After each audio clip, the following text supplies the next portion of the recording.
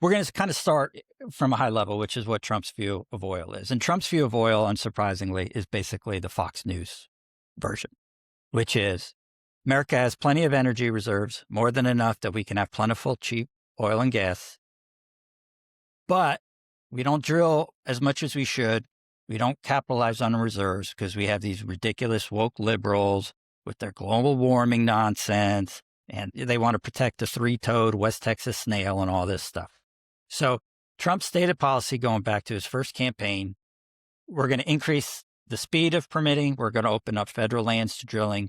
We are going to make it easier for American producers to drill as much as they want, as fast as they want to do that. Vincent, that famous one, drill, baby, drill. That's been an American mantra since the late 19th century, hasn't it?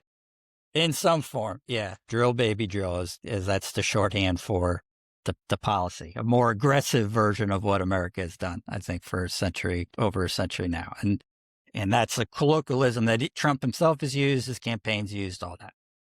But here's the problem with drill, baby, drill. We'll do a short history of American energy this century.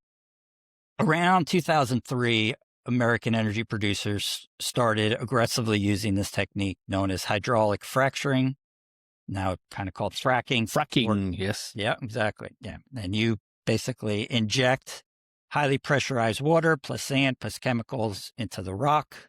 It breaks up the rock underneath the ground, frees deposits of oil and gas. You combine that with horizontal drilling, which is exactly what it sounds like.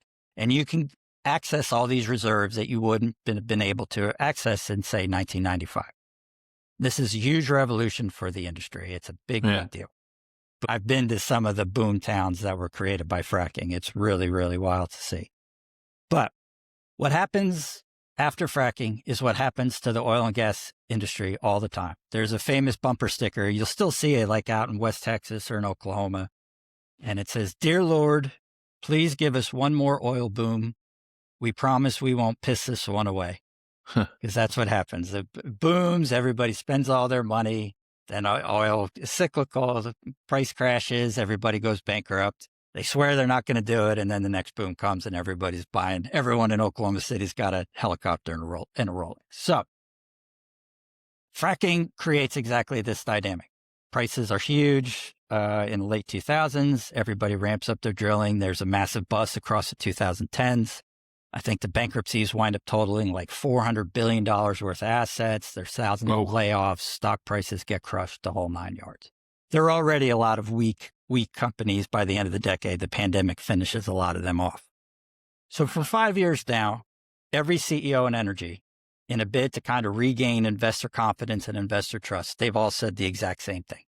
We are not doing that again. We are not over drilling. We are not making that mistake. We are going to get away from this boom bust cycle. We have learned our lesson. And this is a core problem with drill, baby, drill. The idea from the Trump administration is that all these drillers would drill more if the government was not in the way.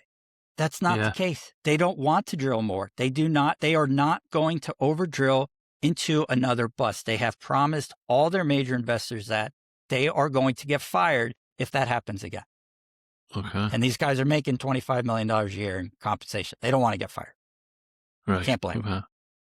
So when Wright goes to this conference and he goes, "Hey, look, prices are high. It's telling you to drill more." They're just going, yeah, no thanks.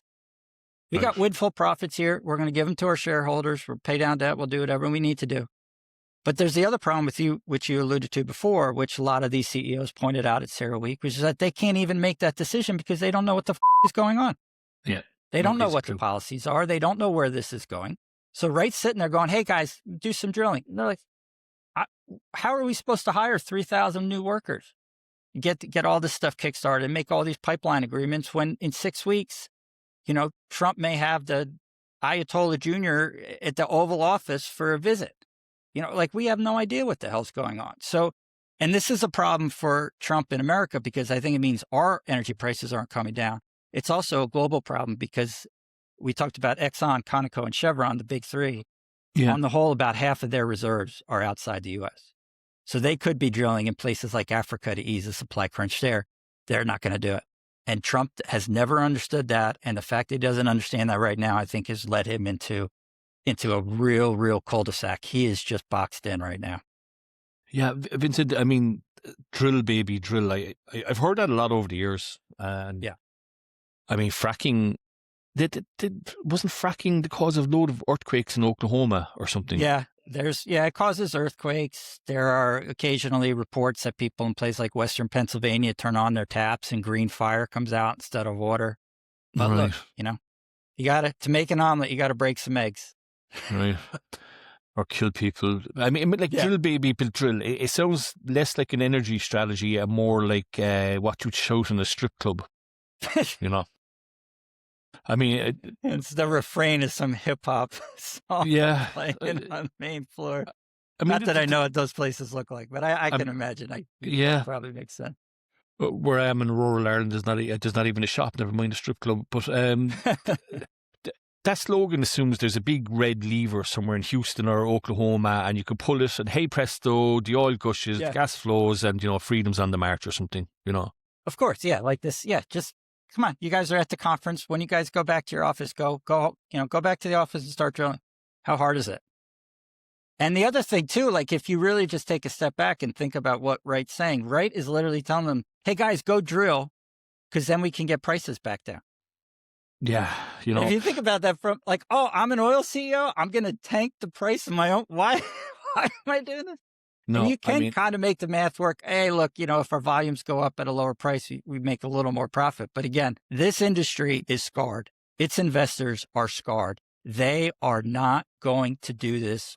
They are not going to change the long-term strategy on a short-term price move. They are just not. They were saying that this week. And the Trump administration and Wright should have known this. I knew this, not because I'm an energy expert, but because I listened to what these guys have been saying for 4 or 5 years. Well, did you know what I like about oil, Vincent? What's that? It has a great sense of humor. It's cruel, it's dry, and it's usually aimed at politicians. That's a good one. I like that. And what you're saying there, if there's guys in Texas or Oklahoma, right, and they're getting $100 on a barrel of oil without actually having to do anything, whereas before Christmas it was $60, I think they're pretty happy. I think, yeah, they probably would be wise not to say in public that they're happy. I mean, I'm sure no one was at that conference going, hey, everybody, drinks are on me. Our profits are up 200%. But no, yeah, of course they're happy. Their shareholders are happy. The stock prices are going up. Why again? I mean, yeah. So why are they going to screw this up? Yeah, it's nothing.